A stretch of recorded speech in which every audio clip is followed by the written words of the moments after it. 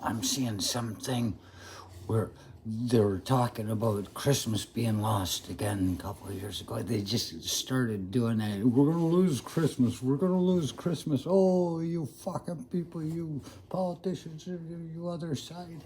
And it's like, looking back at my dad's Christmas, my Christmas, well, we're going to lose Christmas.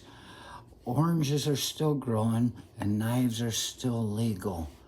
You could always whittle a car, a toy car, and buy the kid an orange. You can get an orange.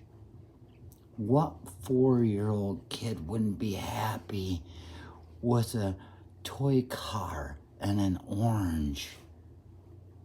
What else do you need?